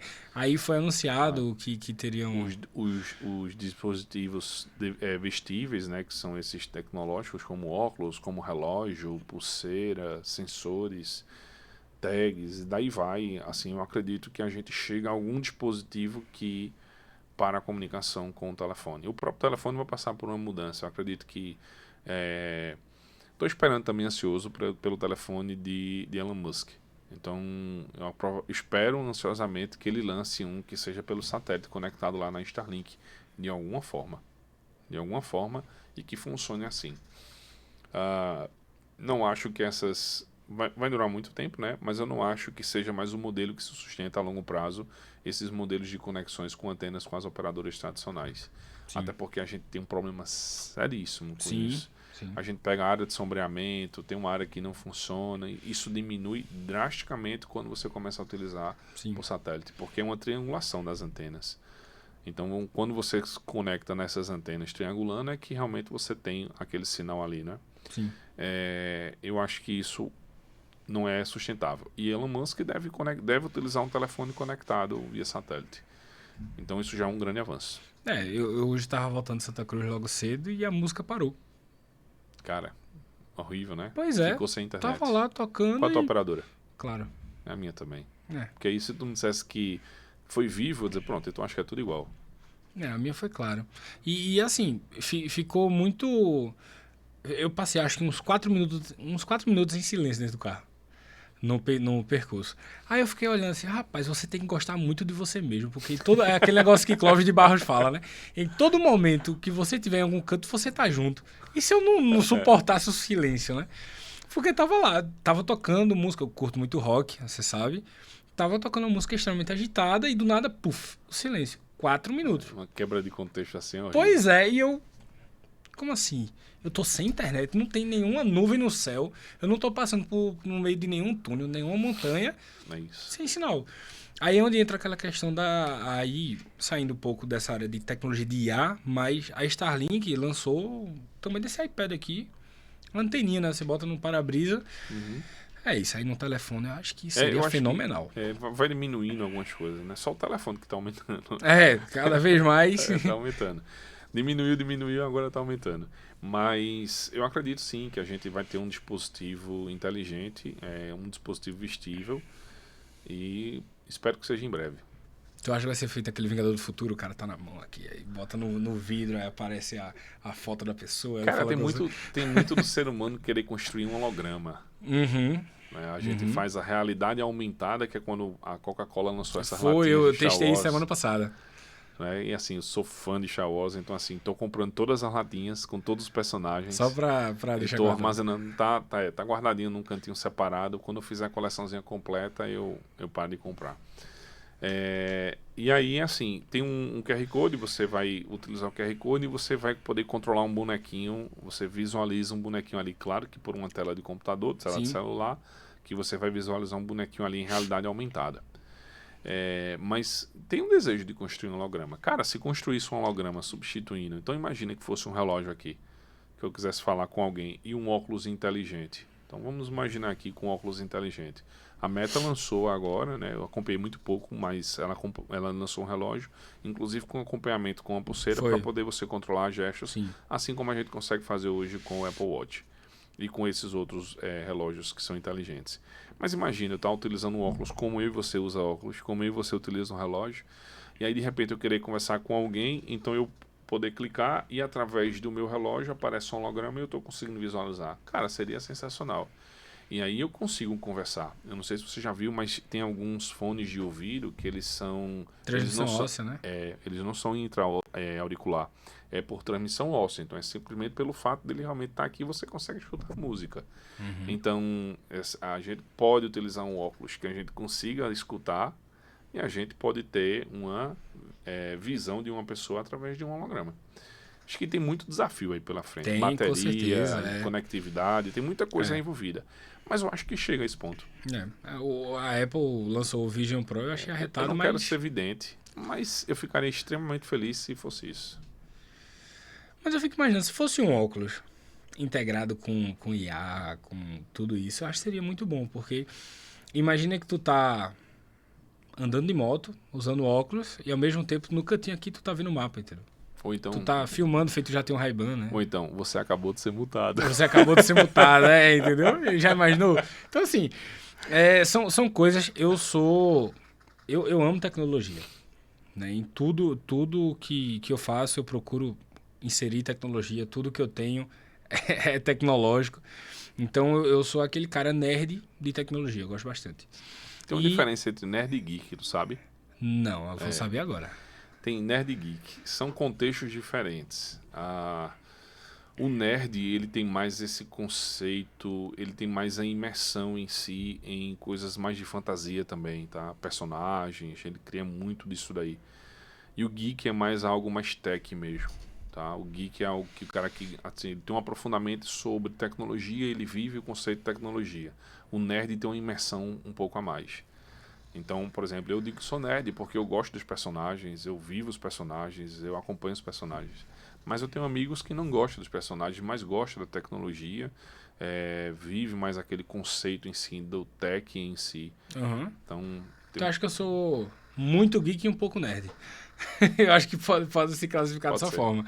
Porque eu sempre estou inserido muito nessas duas áreas. E no fator tecnologia... a Apple lançou o Vision Pro ano passado, acredito, não lembro direito, que bateu de frente com o MetaQuest 3, e a principal crítica foi a bateria, né? O fiozinho e a bateria o tamanho dela, você tem que botar no bolso. Então, assim, existem dificuldades. O Vision Pro, fenomenal, vi várias pessoas testando, fantástico, mas ainda não chegou no conceito da praticidade, que é um óculos que conseguisse emular uma tela. Entendeu? Sempre cai naquele conceito. É um negócio, um trambolho gigante. Parece que você pegou um tablet e botou na cara. Todo mundo reclamando de cabeça. Um negócio pesado na cabeça. Então, assim, O desafio é grande. Tem alguns memes, as pessoas andando na rua e gesticulando e brigando aqui Sim, assim, com o cara sim. com óculos, porque... Exato. Então, Mas assim, é uma experiência interessante. Tive a oportunidade de usar, de utilizar o Vision Pro. tu E gostou? Cara, assim, é interessante, né? Dá uma imersão bem legal. Gostar é uma palavra muito forte. Mas realmente é um dispositivo pesado, né? Uhum. Assim, depois de um tempo, talvez você se acostume, mas é incômodo. Eu Incômodo. tenho um Tem colega... gente que se incomoda com óculos. Pois é, tem gente que não se adapta, né? Eu tenho um colega que ele tem um MetaQuest 3 e ele não tem monitor. Ele pluga no computador dele e emula gigantes monitores assim na sala dele e ele fica trabalhando. Ele não comprou um monitor. Eu acho isso incrível. Esse é Mas geek ao extremo. esse é demais, demais. Eu vou viajar, ele pega bota o MetaQuest dentro da bolsa, bota o computador e leva. Acabou, ele tá lá, o setup inteiro. Mas é nesse nível, eu faria isso, não vou mentir não. Mas faria, com certeza. Mas assim, eu espero que a tecnologia ela evolua para ser prática, acessível e resolutiva. Porque eu acredito que são as coisas principais, né? A Ray-Ban, quando colocou, não sei nem se pronuncia assim, Ray-Ban, Ray-Ban. Quando colocou a câmera já... Ray-Ban. Tem que ser nordestinês, né? É isso aí. Quando colocou a câmera eu já achei fenomenal. Tu acha que a tecnologia tem que ser prática? Ela tem que ser prática, a forma de usar tem que ser prática. Ela tem que ser acessível para as pessoas conseguirem utilizar, porque senão o Vision Pro foi 20 mil reais. Uhum. Não é qualquer um, entendeu? E tem que ser de fácil acesso. Eu acho que o carro elétrico tá um pouco ainda... Tá nesse caminho. Eu acho que o carro elétrico tá indo nesse caminho. E o carro elétrico, na verdade, o pessoal até brinca, diz que é um celular de rodas.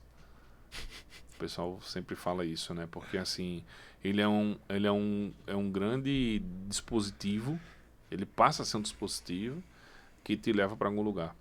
Eu não sei se você viu, mas nos últimos dias saiu o primeiro Tesla fabricado. Direto para casa do comprador. E ele foi sozinho, diretamente para o comprador. Fantástico. E aí muda, inclusive, a forma de consumo. Né? Exato. Então, tipo assim, dizem que é horrível, é difícil você ir na concessionária, negociar o vendedor. Vamos lá, vamos imaginar que nas próximas décadas os veículos sejam todos autônomos. Uhum. E aí estou indo além do elétrico, estou indo para autônomo. Talvez as concessionárias não precisam mais existir. Então é o fabricante já vendendo diretamente para o consumidor final. Ele já não vende mais B2B, é B2C direto. É B2C direto. A margem é né? maior. E aí pode ser que de repente, tirando alguns intermediários, óbvio que você está destruindo, de certa forma, Um setor. uma atividade, uma substituição, Uhum. né? Mas para mim talvez fosse uma experiência mais interessante.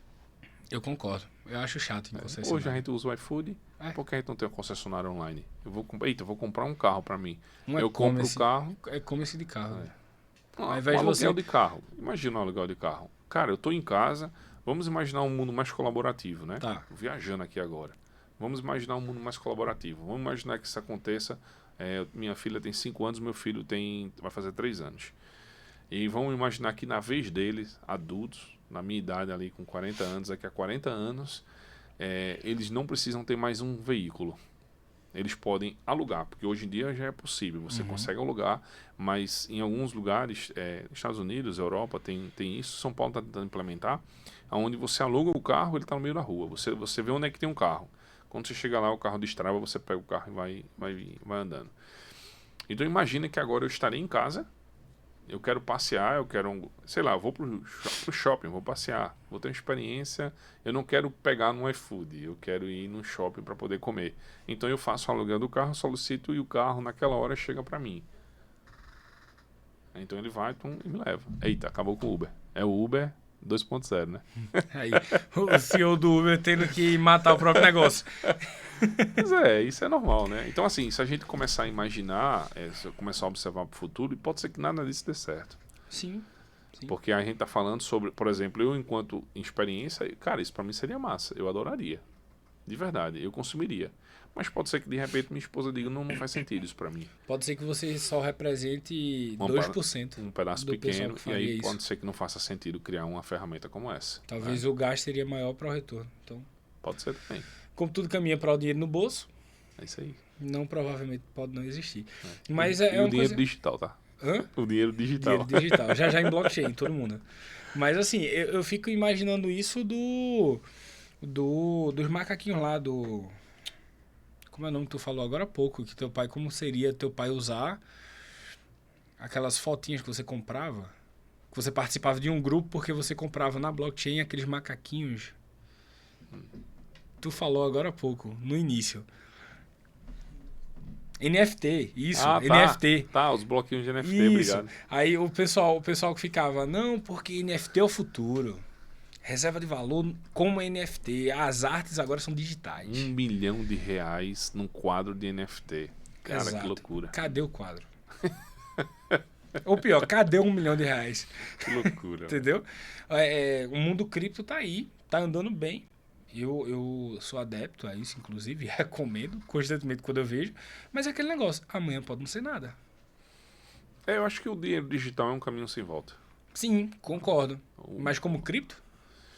Não como cripto, mas como blockchain. Sim. Que A é tecnologia... que é a tecnologia que criou a cripto, né? Por exemplo, o Drex, que é a moeda digital, é o real digital. Sim. O Drex, que vai entrar em vigor, ele utiliza um modelo de blockchain, mas com o controle do governo, tá? Então, assim, eu acho que é inevitável e é bom. Então, imagina, eu vou comprar um carro. Hoje vou comprar um carro. Vou comprar teu carro. Tá. Aí o que é que a gente vai fazer? Tu vai ter que transferir para minha conta e eu vou ter que pegar o documento, fazer a autenticação em cartório, fazer todo o processo e mandar para você. Mas isso pode ser frágil, porque eu posso receber o dinheiro e posso ir embora, como também posso assinar o documento e você ir embora e não ter a comunicação entre as partes completas. O Drex ele já vem mais ou menos assim. Ele faz uma pré-assinatura do negócio.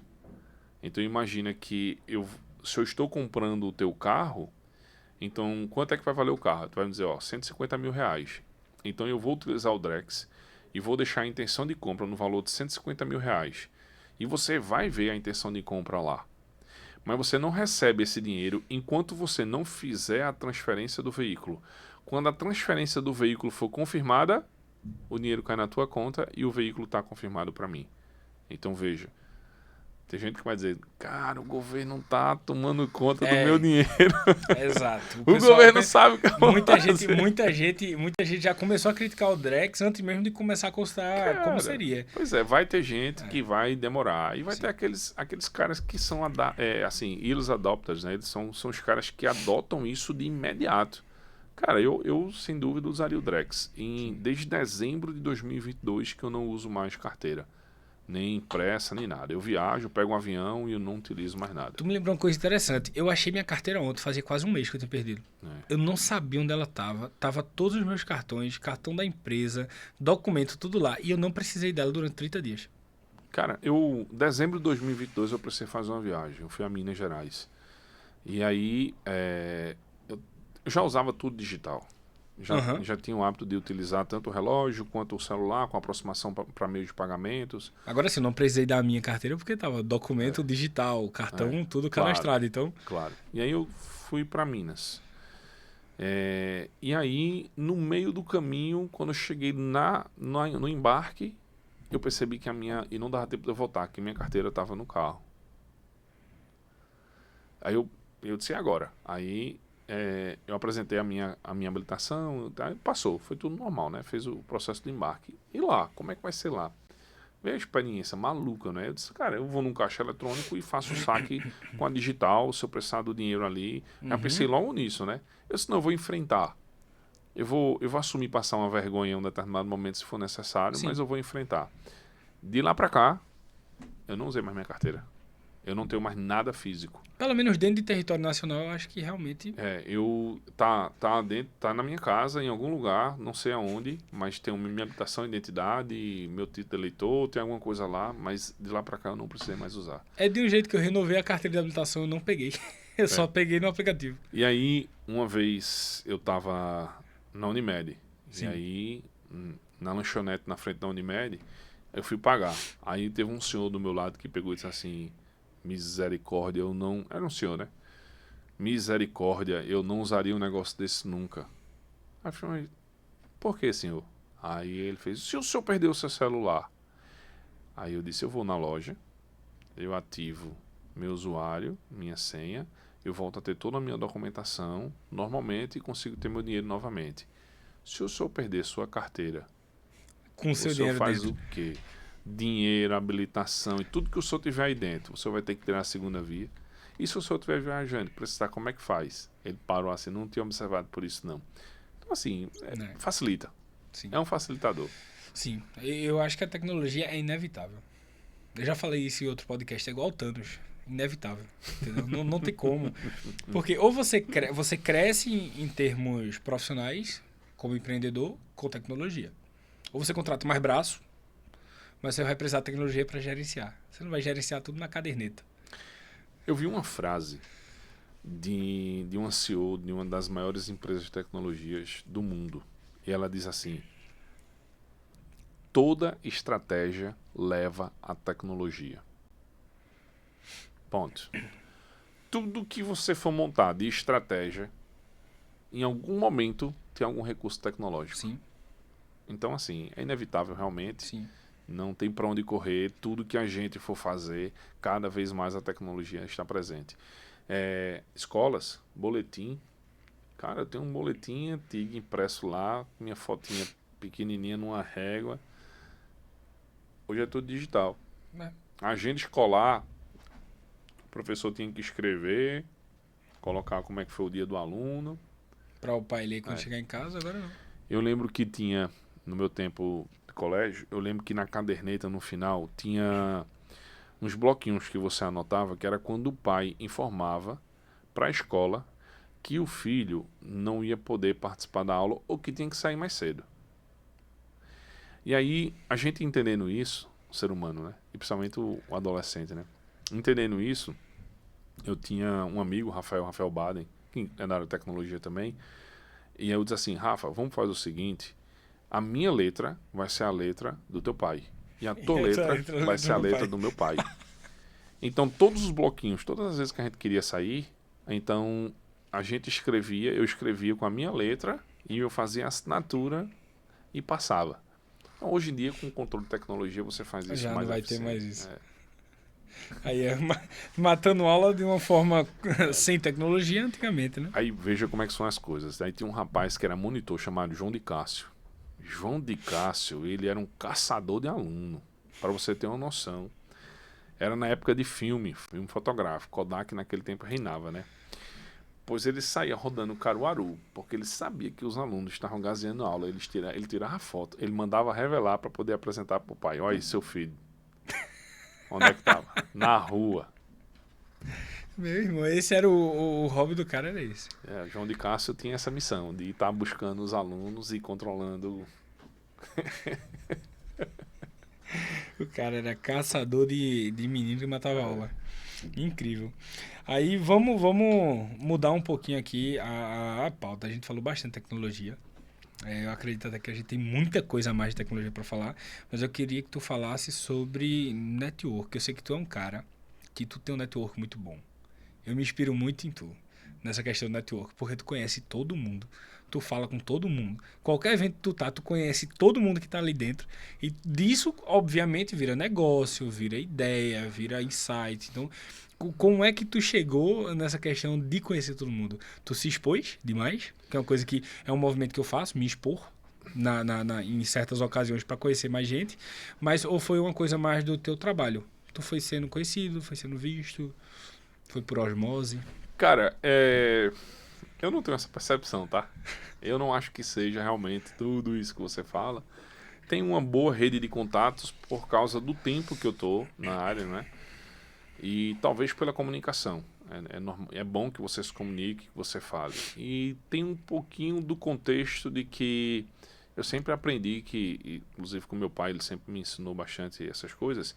E ele, uma frase que é clichê, né? Quando ele diz assim, ó, se você quiser ir rápido, você pode ir sozinho. Mas se você quiser ir longe, você vai junto. Concordo. Então tinha muito desse contexto. E aí minha primeira experiência foi em sala de aula. Então eu passei alguns anos, 12 anos, ensinando, né? Dava para ensinar e conciliar a parte de manutenção que eu fazia. Eu tinha contratos de manutenções com empresas. E aí eu tô falando que isso foi lá em 2000, final de 99. Dezembro de 99, vamos colocar 2000. Então são 25 anos na área, vai fazer 26 agora em dezembro. E aí eu tive muitos alunos. Durante esse período que eu fiquei pouco mais de 10 anos ensinando, eu tive mais de 3.000 alunos. Entendi. Então eu participei de muita palestra, muito evento. Eu dei aula para cursos profissionalizantes de Word, Excel, PowerPoint, Talvez por isso Corel, tu seja adepto do Word até hoje. Né? Corel, Photoshop, PageMaker, Illustrator. Cara, assim, Flash, o falecido Flash, que as páginas na internet, aquelas animações eram construídas com Flash e ActionScript. Então, dei aula disso daí, dei aula de HTML, de CSS.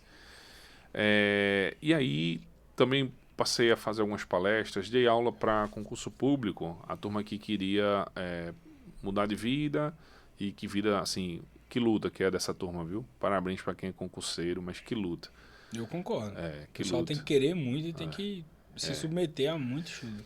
E aí, assim, então tive muitos alunos que passaram. Então, assim, a parte de. A gente olhava as provas lá de FGV, Sesgran Rio, CESP, que eram as bancas avaliadoras. Eu pegava todas as provas de tecnologia, fazia simulados com ele, trabalhava, tentava passar um contexto. Então, tive uma boa quantidade de alunos aí também para concurso público. No final, foram muito mais do que 3.000 alunos que eu tive.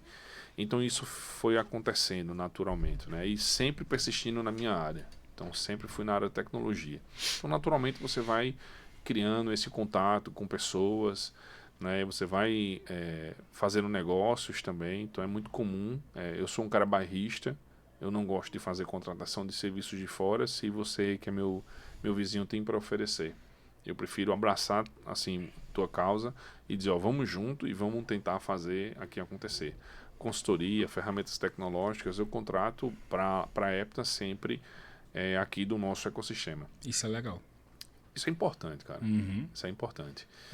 Então, eu acho que tudo isso vai criando essas conexões. E com o tempo, né? Tem que ser uma coisa natural. Eu não forcei nada, tá? Eu não forcei nada e foi acontecendo de forma natural. Então, sempre que eu vejo, eu faço questão de conversar, falar. Também não pode ser retraído, né? Então, numa roda de conversa, você você vai, aproveita para conhecer alguém. Sempre que tem um evento, que tem uns amigos, eu até brinco assim, filho, vocês eu já conheço. Eu vou ali em fulano que eu não conheço, eu quero trocar uma ideia com ele. Tu fez isso em uma roda de conversa que eu tava. Depois tu fez isso em outros 2 eventos que eu fui. Eu disse, licença aqui, viu, galera? Com vocês eu já conheço todo mundo, sei como é que vocês fazem. Cheguei aqui. Aí eu me exponho. Por isso que eu disse que eu me exponho muito. Por conta disso. E eu sempre fui um cara muito tímido. Entendeu? E hoje... Eu acho que... Eu entendo que tem as pessoas com timidez, mas eu vejo um cara que eu também, assim, admiro muito o trabalho dele. Ele é CEO de uma empresa, uma das maiores aqui do Nordeste, e é meu cliente também. E ele sempre foi um cara muito tímido, sempre. A conversa com ele sempre foi um cara mais... Sempre que entrava, a gente tava brincando, se entrasse um desconhecido, ele ficava mais retraído. E aí hoje é exercício, é prática. Sim. Hoje ele é palestrante, ele escreveu um livro, então, assim... Dá para você melhorar isso daí. Sim, naturalmente você melhora isso.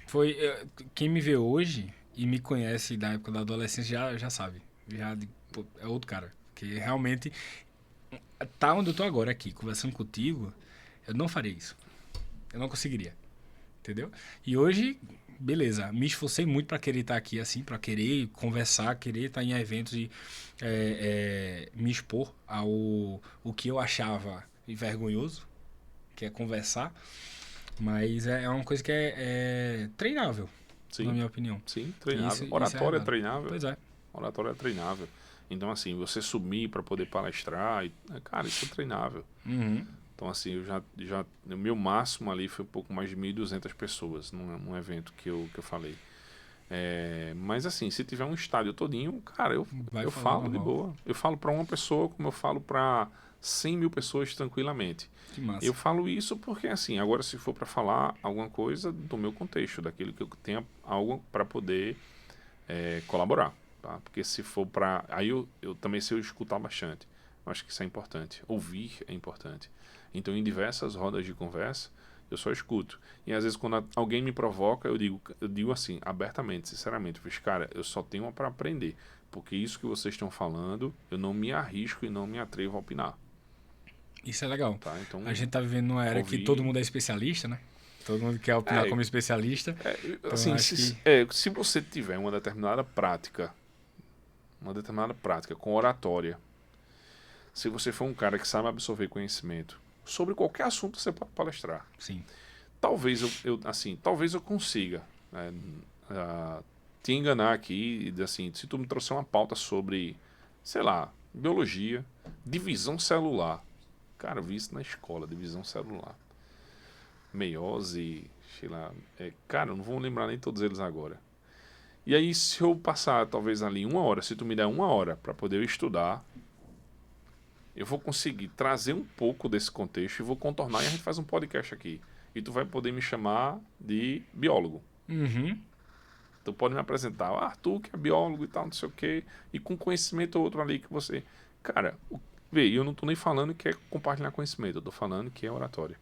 Uhum. Então, veja, é falar. Falar sobre aquele assunto, eu acho que hoje em dia é fácil. Você aprende um pouquinho e você fala. É diferente você mostrar autoridade. Eu concordo. É diferente você mostrar autoridade. Então, assim, eu posso chegar aqui e posso falar tranquilamente e você acreditar que você seja realmente um profissional da área. Mas quando você me coloca como um profissional da área, claro que é perceptível que eu não sei de forma nenhuma aquilo que eu estava tentando passar para você. É o poder da oratória, interessante, né? Eu acho que seja oratória. Muito massa. Olha, eu já participei. E quando é alguma coisa que você... quando é alguma coisa que você domina, que você sabe, é mais fácil ainda.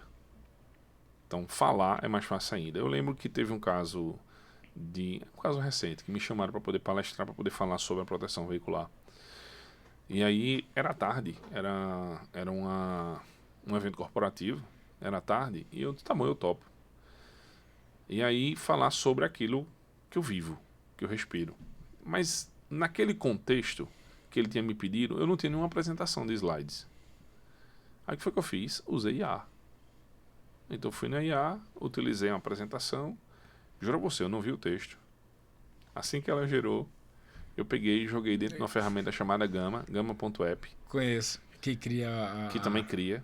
Então eu usei GPT, joguei dentro do Gamma, ele preparou 10 slides, que eu pedi 10 slides. Quando ele disse assim, está pronto, eu baixei a tampa do meu computador, e o rapaz trabalha comigo e fez, tu não vai nem revisar, não precisa não, pô. Tô atrasado, eu preciso ir falando embora. Agora daquela Big Tech que deu merda no relatório. Cara, e foi curioso, dos 10 slides, só um tava fora de contexto, mas na conversa e na oratória... Conseguiu introduzir o assunto tranquilamente. Cara, eu simplesmente fiz assim, nesse slide aqui, acho que eu não vou nem aprofundar, porque talvez não seja o momento para poder a gente esticar, mas o contexto é mais ou menos sobre esse daqui. Cara, então assim, eu contornei o slide que tava lá na hora, e beleza, e terminei. E o cara disse assim, pô, bicho, que massa, toda vez que a gente fizer um evento corporativo, eu vou te chamar para poder tu falar. E aí, assim, recebi os honorários lá da palestra. Mas o que eu estava falando, os slides, eles eram simplesmente uma apresentação gráfica. O que valia era o que eu estava falando do meu conhecimento. Ou seja, aquilo que eu vivo. Então as pessoas não estavam nem presas ao slide. Então vamos lá, eu não faria isso se fosse uma coisa, um pitch, ou se fosse uma coisa de um nível diferente. Então o slide era somente para poder acompanhar a minha fala do contexto que eu ia falar. Então você puxa de letra. Entendi. Massa. Eu acho isso muito interessante. Faz um teste. Vou tentar. Faz um teste. Pegar e fazer internamente mesmo para destravar isso aí, será? Faça isso. Você vai criar os slides no contexto que você manja. Sim. Certo? Faça os slides e tente fazer a apresentação daquele slide para alguém. Sem ver ele antes. Sem ver ele antes. O assunto técnico já está na sua cabeça, né? Isso, você já viu. daquilo que você sabe. Veja, eu tô falando que, pelo amor de Deus, não é pra você estar fazendo isso. Não, tá? Isso é óbvio, isso é teste, tá, galera? Isso é teste, Isso foi um momento, assim, que a minha agenda tava uma loucura, tava extremamente complicada.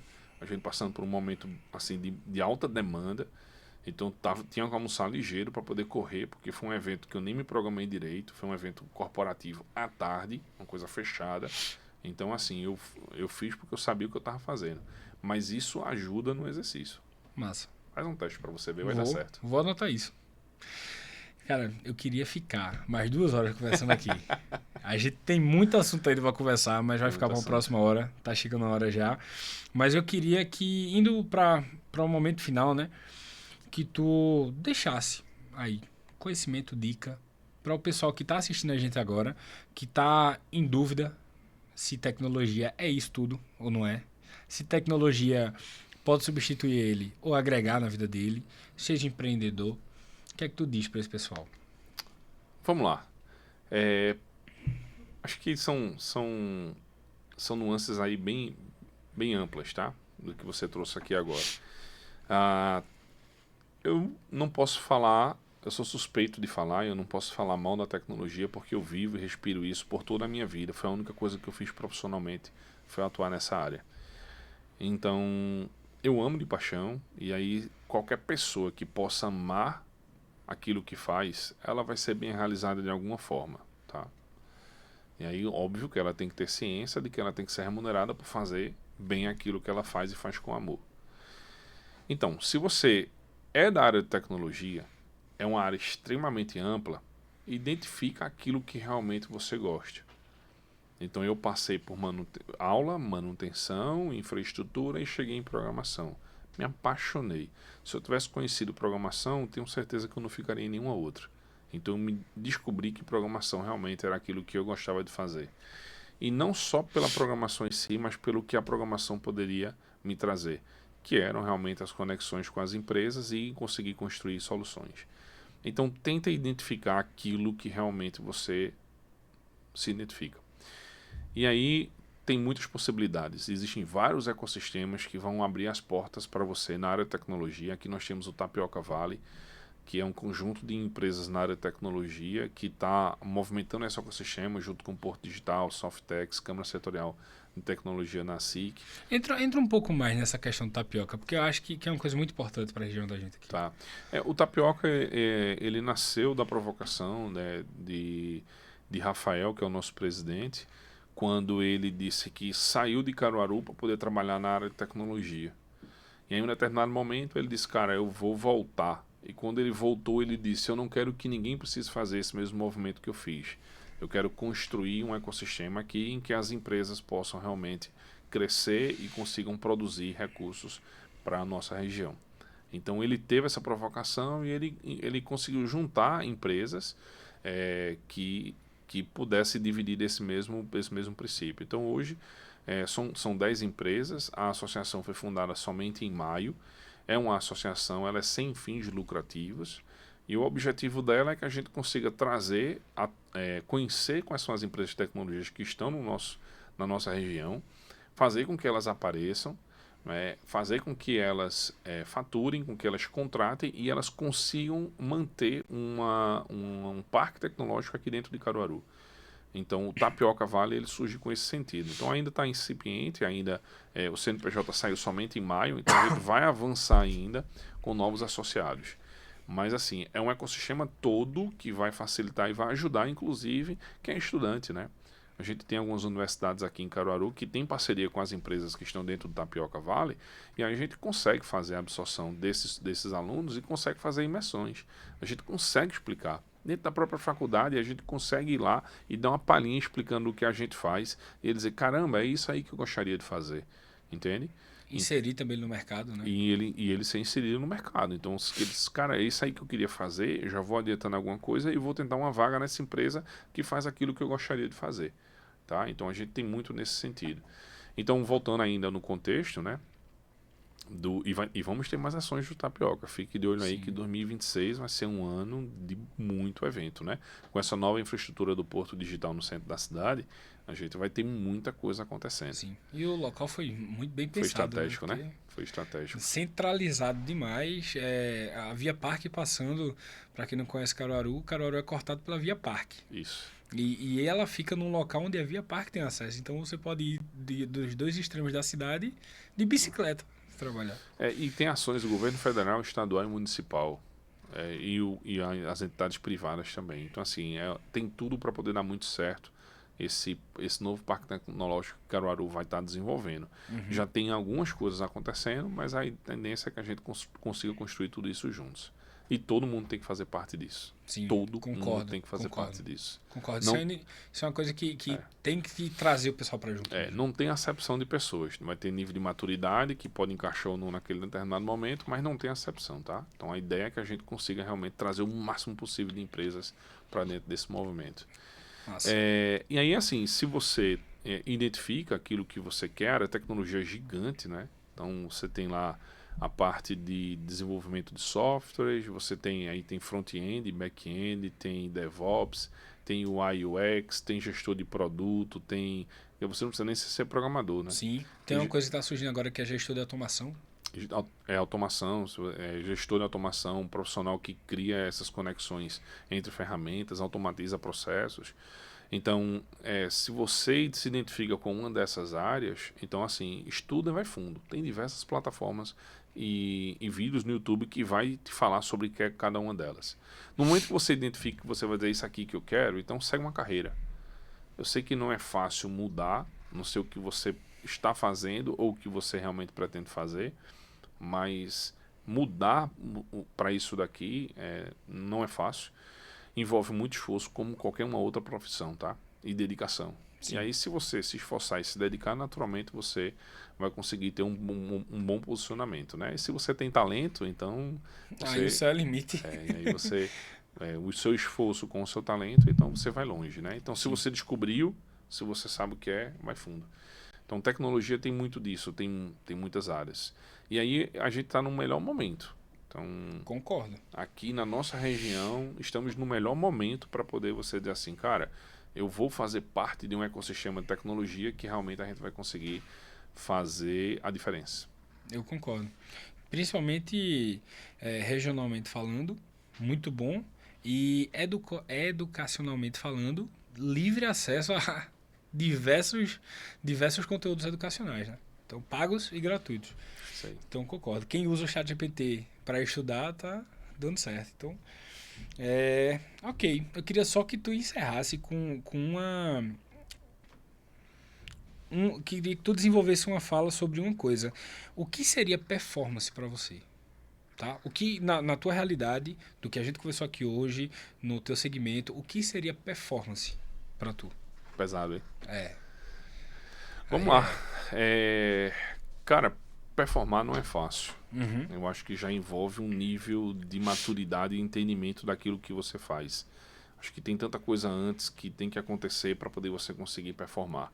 Principalmente quando você ainda está descobrindo o que você vai fazer, está no momento de testes e de validação.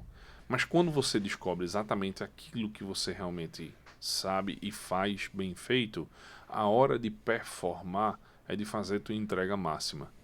Então, para mim, o que seria performar? É de você conseguir fazer aquilo que você faz bem feito de maneira mais escalável possível. Como é que eu consigo fazer o que eu faço entregando mais resultados? Que seja com o uso de uma IA, que seja com o uso de uma plataforma, e aquilo que eu quero replicar, por exemplo, para milhares de pessoas, talvez fisicamente eu não consiga, vou conseguir através de uma plataforma. Então aquilo que eu faço bem feito, eu consegui entregar em uma escala maior. Acho que performar e fazer isso todos os dias, aumentando aquilo que tu está fazendo, crescendo aquilo que tu está fazendo, eu acho que seja o grande desafio de todos. Performar é pancada. Concordo. Não é para todo mundo, né? Eu acho que o estresse, eu acho que nem todo mundo quer pagar o preço por isso, nem passar por isso. Eu acho que esse é o ponto. Talvez seja para todo mundo, mas nem todo mundo quer pagar o preço. Exato, concordo. Arthur, muito obrigado. Eu que agradeço. Novamente, feliz aniversário. Muito obrigado. Né? Fico feliz de você ter liberado o tempo aí, passado esse tempo com a gente, compartilhando o teu conteúdo. E eu tenho certeza que foi muito enriquecedor para todo mundo que está assistindo. Então, a gente fica por aqui. Agradeço a todo mundo que assistiu até aqui. Curta, comenta, compartilha. Links das redes sociais de Arthur. Compartilha logo. Compartilha aí tuas redes sociais. Cara, como eu disse que eu vivo aquilo que eu faço, né? Uhum. Meu Instagram é fácil demais. Arthur da Epta. E o Epta sem o H, é PTA. Arthur da Epta, você vai me achar. E a Epta Tecnologia você encontra lá também. @Epta Tecnologia, @Arthur da Epta, você me encontra no Instagram ou dentro dos nossos sites lá, eptatecnologia.com.br, você vai encontrar a gente lá. Massa, quase passa batida essa parte. Então, os links vão estar também na descrição. Espero que vocês estejam aqui no próximo episódio. Até mais, muito obrigado. Fechou.